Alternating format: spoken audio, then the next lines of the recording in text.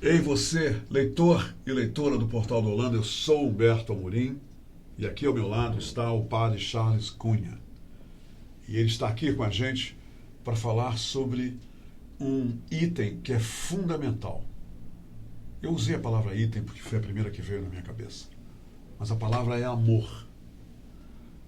E eu me lembrei, quando a primeira vez que eu decidi que nós teríamos que ter o padre Charles Cunha aqui, eu me lembrei de uma frase cunhada por John Lennon, que numa de suas grandes composições, na qual ele escreveu que amor é tudo o que você precisa. Está lá essa grande frase de John Lennon. Na verdade, a frase, numa tradução mais livre, é que o amor é tudo o que nós precisamos. E eu trouxe o padre Charles aqui porque ele tem ocupado espaços diante de privilegiadas plateias para falar sobre gratidão. E eu não consigo desvincular a palavra gratidão da palavra amor. Eu acho que essas duas palavras, elas além de estarem integradas, elas adquirem acepção uma da outra. Eu posso estar errado, mas a gente vai já descobrir com o padre se eu estou. E eu gostaria muito de convocar vocês para ouvir o que o padre Charles tem a dizer, porque eu estou sempre ultimamente sob a impressão de que está faltando muito amor. Eu não sei para onde está indo o amor, eu não sei se... Mas eu tenho essa impressão que o amor está faltando em toda parte. Eu acho que a própria violência já é uma questão de a falta de amor ao próprio, aí depois parte para a falta de respeito ao próprio, aí falta para a falta de valores humanos, mas é isso aí. É o que eu acho. Então é por isso que eu gostaria que vocês ficassem comigo nessa entrevista. Você acredita no amor? Você é uma pessoa grata? Você sabe o que é gratidão? Eu acho então que você está na plateia certa, a plateia aqui da Hora do H no Portal do Holanda. Padre Charles Cunha, muito obrigado mesmo, sensibilizado pela sua presença. E eu gostaria de, antes de nós mergulharmos nessas abordagens que o senhor tem feito com grande êxito para grandes plateias, eu vi comentários das suas manifestações, todas elas, todos os comentários positivos, falando do amor, da gratidão. O senhor é um Master Coach hoje, mas eu gostaria de, antes de nós falarmos disso, que o senhor nos falasse como é que um ser humano, como é que um homem descobre a sua vocação religiosa.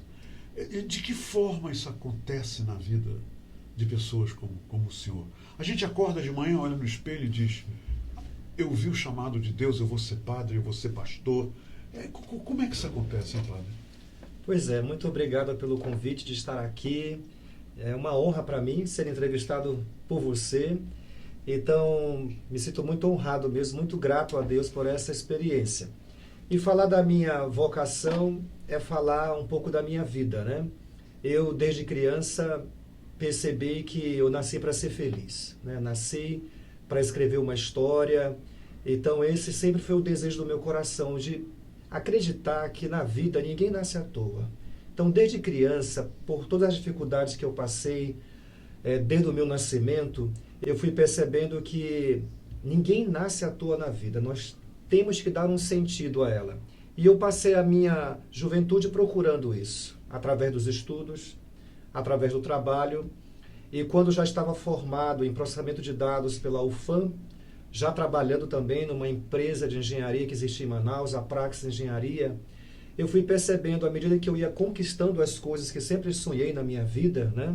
Um bom trabalho, já formado, um carro 0 quilômetro, né? Então eu fui percebendo que na minha história, na minha vida específica, eu senti que eu queria mais da vida, né?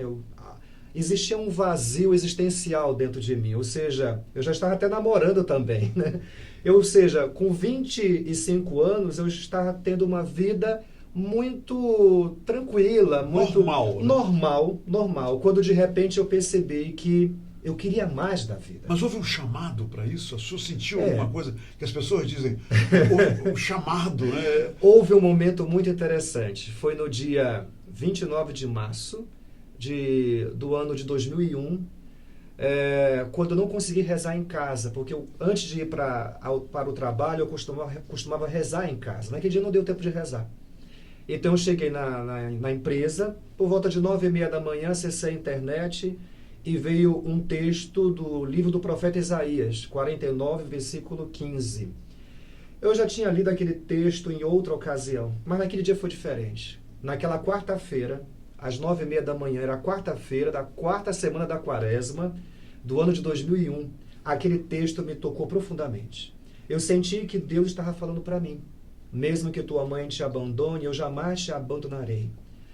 E eu senti que naquele momento Deus estava me chamando para algo maior na minha vida. Então eu saí do meu assento e fui às pressas para a igreja Nossa Senhora dos Remédios, ali no centro. E comecei a chorar na igreja de uma forma assim muito natural, espontânea. E lá na igreja dos Remédios eu senti... O senhor sentiu uma força para lá? Me levando. Eu não consegui ficar sentado na cadeira onde eu estava no meu trabalho. Alguma coisa me chamava, alguém me chamava. E o impulso foi de ir para a Igreja dos Remédios e lá comecei a chorar, comecei a sentir que Deus me ama, né? Eu senti um amor muito grande de Deus por mim e uma resposta, uma necessidade de responder a esse amor. E aí procurei um padre para me ajudar, para saber o que estava acontecendo comigo, né? Ou seja, eu estava trabalhando, namorando, tudo ali muito tranquilo, e de repente me veio essa experiência e senti que Deus estava me chamando e procurava respostas. Foi aí que, com a ajuda desse padre, o padre Marte, na época, me sugeriu fazer um retiro. Então eu fui para São Paulo fazer um retiro de 30 dias, né? É um retiro inaciano. São os exercícios espirituais de Santo Inácio de Loyola, do século XVI. Então eu passei 30 dias de silêncio total numa cidade de Indaiatuba, em São Paulo, interior de São Paulo. Quando o senhor diz silêncio total, o senhor diz sem comunicação com sem ninguém. Sem comunicação com recluso ninguém. Total. Recluso. Ou seja, eu descobri lá que esse retiro é específico para quem quer descobrir algo na sua vida. Que coisa, né? Interessante. E era exatamente o que eu precisava. Eu queria saber o que Deus queria de mim, né? Eu me lembro ainda, no voo até São Paulo, eu dizia para Deus, estou gastando um dinheirão para vir para cá. Olha aí, olha aí. Eu quero uma resposta, Claro. Eu quero saber o que queres de mim. Eu me lembro muito bem desse diálogo interno que eu tive com Deus, né? E foi no dia 18 de janeiro de 2002, por volta também de 10 horas da manhã, numa contemplação que eu fiz do texto do cego de Jericó, e eu pedi para... Você pode citar um pedacinho desse texto? Sim, esse texto é assim. Jesus está a caminho de Jerusalém e ele passa por Jericó. E em Jericó existia um cego ali, mendigo, né, à beira do caminho, e começou a gritar: Filho de Davi, tem piedade de mim. Os discípulos de Jesus ficaram ali chateados com aquele cego incomodando, né? E pediram para que ele se calasse. Só que Jesus, né? Incomodando Jesus. Achavam que estavam incomodando Jesus. Sim. Mas aí Jesus disse: não, diz para aquele cego vir aqui. Então aquele cego foi chamado, Jesus está te chamando. E ele largou o manto de mendigo, foi ao encontro de Jesus, e quando chegou perto de Jesus, Jesus perguntou para ele: o que queres que eu te faça? E o cego respondeu: que eu veja. Então, nesse momento da contemplação, eu também pedi isso: Senhor, eu quero ver o que queres de mim. E a exemplo do cego que voltou a enxergar, naquele momento, naquele dia, eu tive uma imagem na minha mente, como padre, na igreja onde eu fui batizado no Educandos, Nossa Senhora do Perpétuo Socorro. O senhor é manauara? Sou manauara, nasci no bairro do Educandos, cresci no bairro do Educandos, fui batizado lá. Então veio uma imagem na minha mente, deu com uma estola, né, na igreja onde eu fui batizado. Ali meu coração acelerou. Essa imagem foi nítida. Nítida. O senhor nítida. Fechou o olho e os olhos e viu isso. E veio essa imagem. É algo que eu tenho como tesouro espiritual.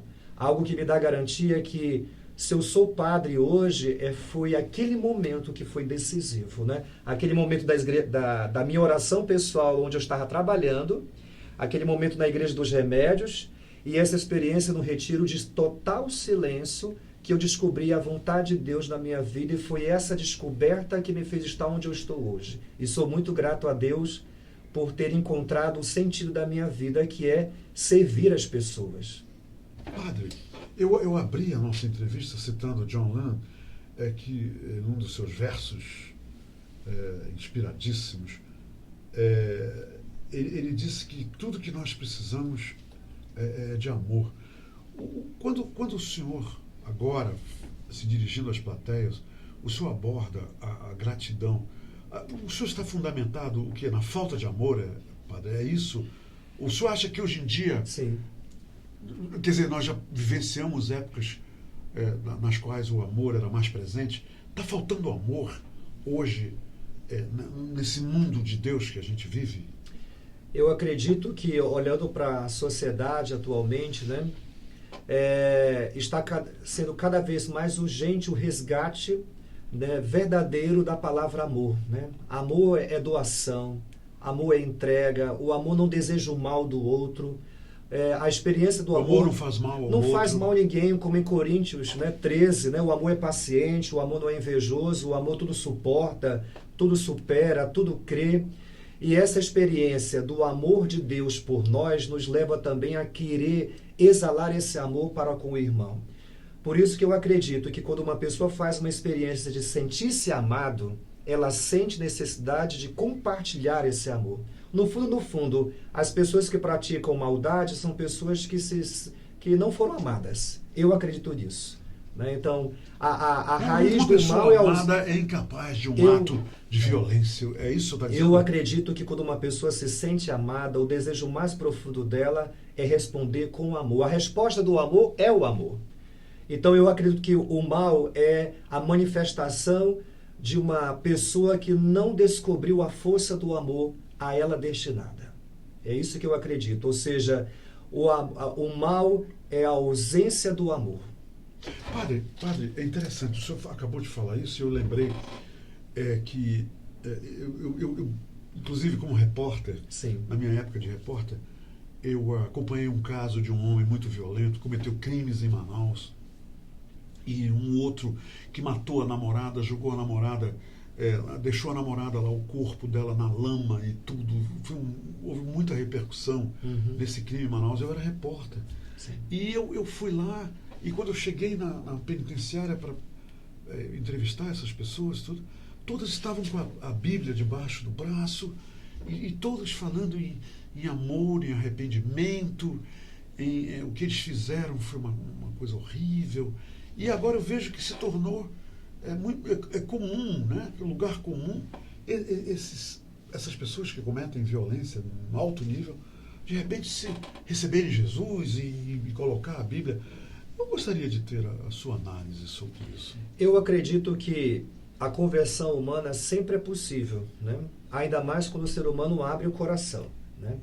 O perigo é quando nós nos escondemos atrás de Deus, né? Para camuflar atitudes ou e tem gente interesses. Que faz isso, tem gente que faz isso, que se resguarda, né? Que se ampara numa imagem de Deus para transmitir algo. Então eu acredito sim que pessoas que possam ter cometido algum ato errôneo possam se arrepender, possam se mudar de vida quando abre verdadeiramente o coração. Quer dizer, o nascer de novo, aí que você o nascer de novo, quer dizer, exatamente. Todos nós podemos, como está na Bíblia, né? Sim. Às vezes, quer dizer, o homem precisa nascer de novo, né? Exatamente. Mais ou menos assim. A minha experiência de padre me ensina muito isso. Quantas e quantas vezes eu já testemunhei maridos profundamente arrependidos depois de um adultério. E esse arrependimento levou ao reconhecimento do quanto a sua esposa é importante para ele, o quanto ele correu o risco de perder a esposa. Isso é recorrente, padre? Olha, é muito recorrente e eu faço questão de acompanhar casais nessa situação porque eu acredito na família. Eu acredito na família, por isso que eu acredito que quando há uma situação de adultério, de traição, eu sempre falo nos casamentos que eu faço, né, que o momento onde o amor vai ser exigido, que você esteja preparado para isso, é quando você sofreu uma decepção. É fácil amar quando o outro faz aquilo que eu quero, mas dizer que eu te amo através de um perdão é preciso ter muito amor no coração, né? A maior prova de amor não é dizer eu te amo. Eu creio que a maior prova de amor é dizer eu te perdoo.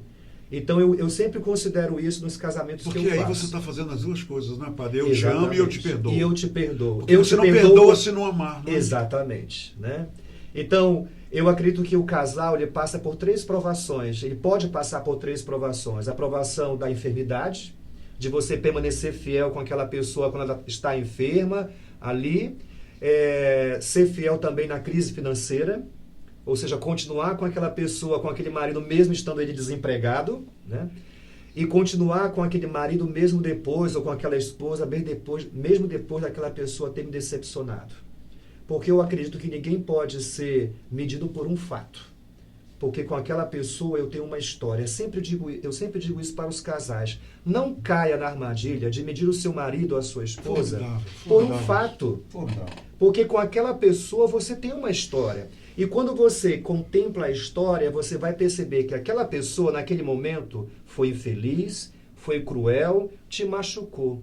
Mas também aquela pessoa, olhando para toda a história que você viveu com ela, também te fez muito feliz. Porque também, padre, será que quando um homem faz isso, ao invés de considerar que foi de propósito, pode-se olhar muito mais que foi uma fraqueza? Fraqueza humana, né? Existe sim o fator da fraqueza humana. Alguém trai de propósito? Eu não consigo pensar Eu isso, acredito padre. Que são... Eu vou te trair para te magoar. Será que alguém faz isso? Às vezes por vingança, sim. Por vingança. Vingança. Você está certo. Nesse Isso caso, acontece, né? É isso. Mas o caso mais comum é aquela crise conjugal, é aquele casal que não está mais conversando. E todo casal passa por uma crise conjugal. Passa aquela aridez, né? Não passa, pai? Exatamente. É natural, principalmente quando esse casal não fica atento, que é necessário dia após dia regar aquele casamento com muito amor. Né, padre? Exatamente. Padre, e agora? A gratidão. Por que o senhor, de repente, resolveu abordar, né, esse tema tão profundo, tão humano, que é um dos maiores predicados de um ser humano? Quer dizer, o cara ser grato, a pessoa que é grata é tudo. E eu já ouvi até pessoas muito mais experientes do que eu, que me disseram: Humberto, eu aceito tudo numa pessoa, tudo, menos a ingratidão. Pessoas que até já se foram e pelas quais eu tive muito respeito, essas pessoas disseram isso para mim: Humberto. Então, a gratidão e a lealdade, elas andam lado a lado, padre? Por incrível que pareça, quando olhamos para Deus, né, para você ver só, né, a gratidão, o que eu acredito que é gratidão? A gratidão é o reconhecimento de um bem recebido. Gratidão como reconhecimento simplesmente, é isso. De um bem recebido. Eu recebi um bem, eu reconheço isso como um bem e me sinto grato a essa pessoa que me deu esse bem. Por isso que eu acredito que pessoas felizes são pessoas agradecidas. Até hoje eu nunca encontrei uma pessoa... Por favor, repita isso. Pessoas felizes são pessoas agradecidas. Eu acredito nisso. Quando uma pessoa verdadeiramente é feliz, ela é grata. Pessoas infelizes, você pode também notar um outro elemento interessante aí. São pessoas mal agradecidas. As pessoas infelizes... Pessoas felizes são bem agradecidas. Pessoas infelizes são mal agradecidas. Pessoas que reclamam demais da vida, né? São pessoas infelizes. Pessoas amargas. Amargas, né? Pessoas ácidas, né? Eu costumo sempre falar nisso. Quer saber se uma pessoa é feliz? Verifique se ela é grata. Eu jamais esqueci algo que uma certa amiga me disse uma vez. Padre Charles, eu não tenho tudo o que eu quero, mas eu amo tudo o que eu tenho. Eis aí uma frase de uma pessoa feliz. Eis uma frase de uma pessoa agradecida. Não tenho tudo o que eu quero, mas eu amo tudo o que eu tenho. Embora eu queira muita coisa, queira muito amo mais, tudo que eu tenho. Mas o que eu tenho eu amo também. Então eu acredito. E isso inclui coisas e pessoas, não é? Pessoas, exatamente, né? Ou seja, para a gente ser feliz, o primeiro passo para a gente ser feliz é reconhecer que sempre há algo bom acontecendo na nossa vida, né? Então, a felicidade, o que eu acredito? Como é que se constrói a felicidade? Primeiro é você sentir-se reconciliado com a sua história, com o seu passado. Pessoas que têm vergonha do seu passado, têm vergonha da sua história, são pessoas que carregam feridas históricas, emocionais e vão sabotar a sua felicidade. Então, uma pessoa, para ser feliz verdadeiramente, ela precisa olhar para a sua história e perceber: essa é a minha vida, essa foi a minha vida, essa tem sido a minha história, eu a honro e me sinto muito feliz, muito grato por tudo que eu vivi, por tudo que eu sofri, por tudo que eu lutei. E também acredito que a felicidade também tem um elemento do futuro, você sonhar. Você acreditar que sempre há algo ainda a fazer na vida, porque como é bom sonhar. Pessoas felizes sempre alimentam sonhos. E acreditam que o melhor está sempre por vir. Está por vir, são otimistas. Pessoas felizes são pessoas otimistas. Não um otimismo vazio, mas um otimista construtivo. É aquele que vai à luta, que faz com que algo aconteça, né? Mas não de ficar parado, não é aquele que fica parado esperando que tudo Deita caia lá na do céu. rede, vai cair, daqui a pouco vai acontecer. Eu estou falando de um otimista que percebe a realidade, que faz a leitura da realidade e trabalha para construir um amanhã que seja melhor do que o hoje. É isso que eu acredito.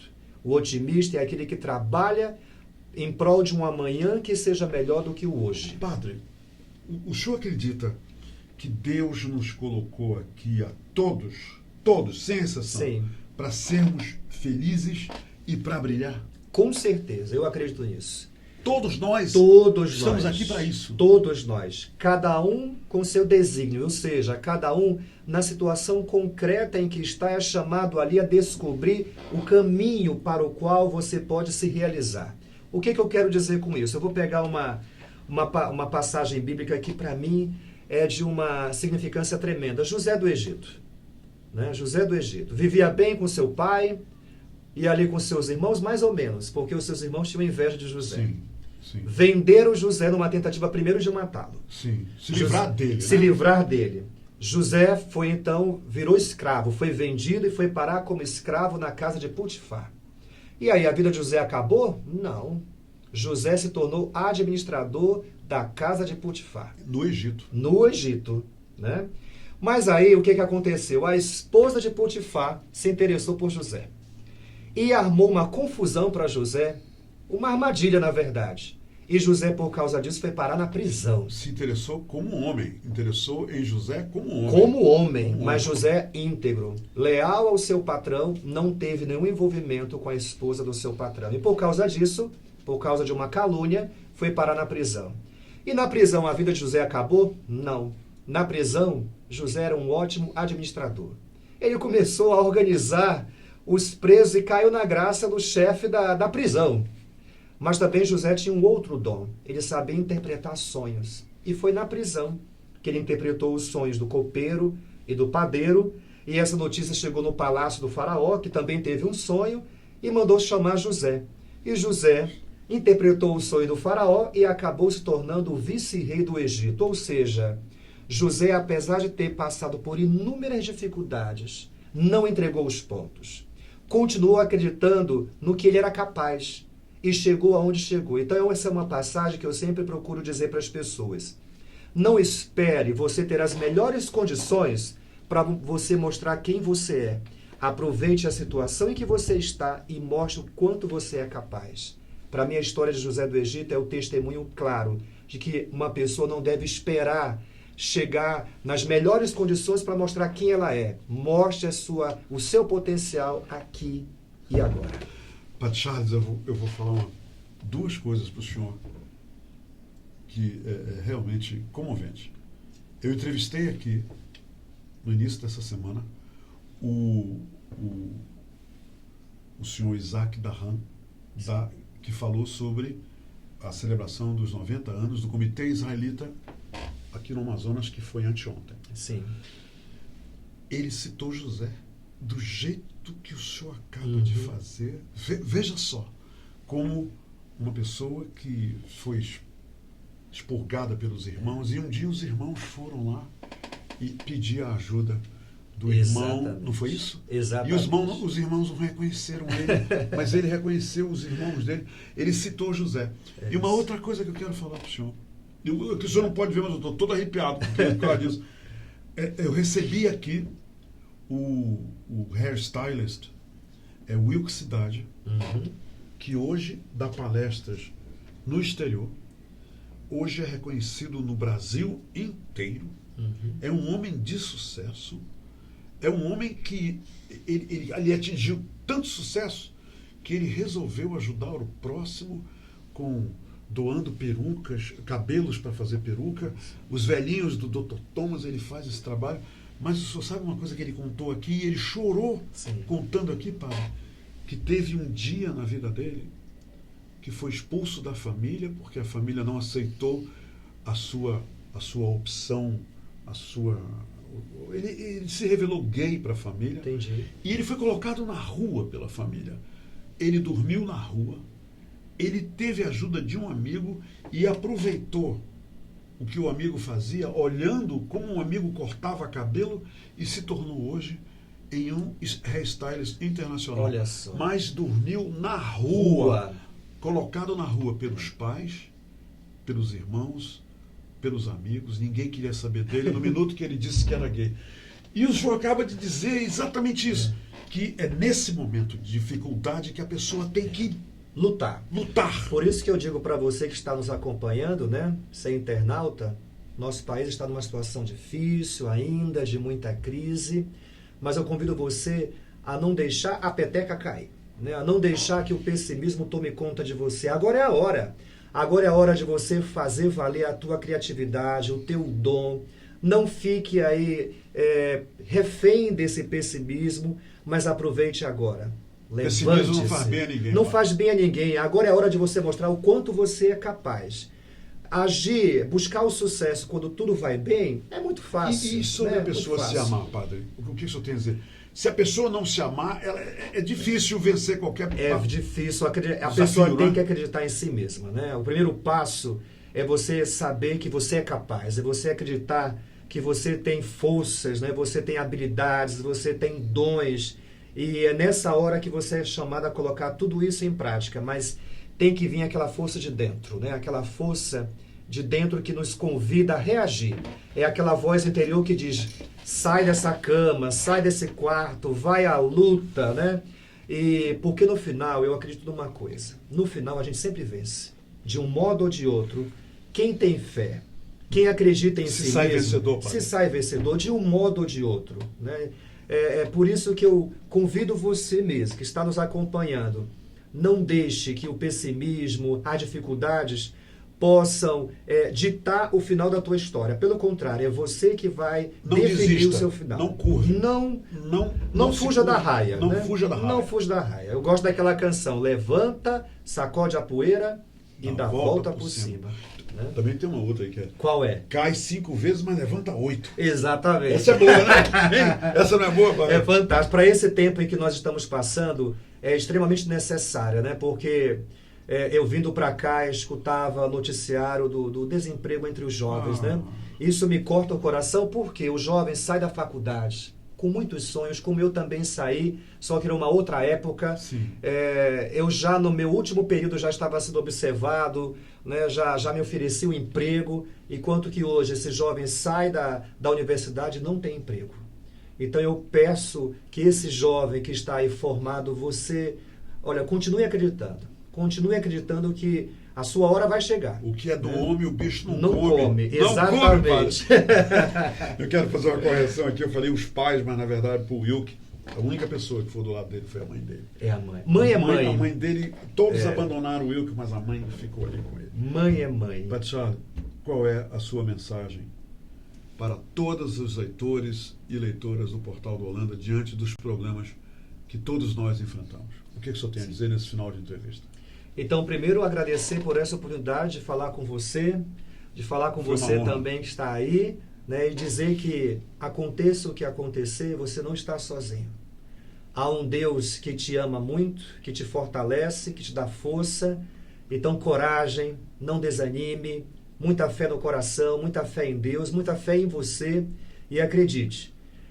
Acredite que há um futuro à tua espera, mas um futuro que você tem que caminhar para ele. Então, coragem. Você há de chegar lá com muito trabalho, com muita fé e muita dedicação, sem passar por cima de ninguém. sem que para isso você possa negar, ferir a tua consciência, mas com muito trabalho, com muita fé e muita luta, a gente sempre chega lá. De um modo ou de outro, a gente sempre chega lá. Obrigado, Padre Charles. Eu que agradeço. Muito obrigado mesmo. Eu acho que o que fica aqui é uma grande lição. E eu vou passar uma liçãozinha que eu ganhei através da minha mãe. Deus é Pai e Ele te ama. Um abraço para todos. Se quero te amar e te amar e te amar muitos anos, cuida bem de mim. Então misture tudo dentro de nós.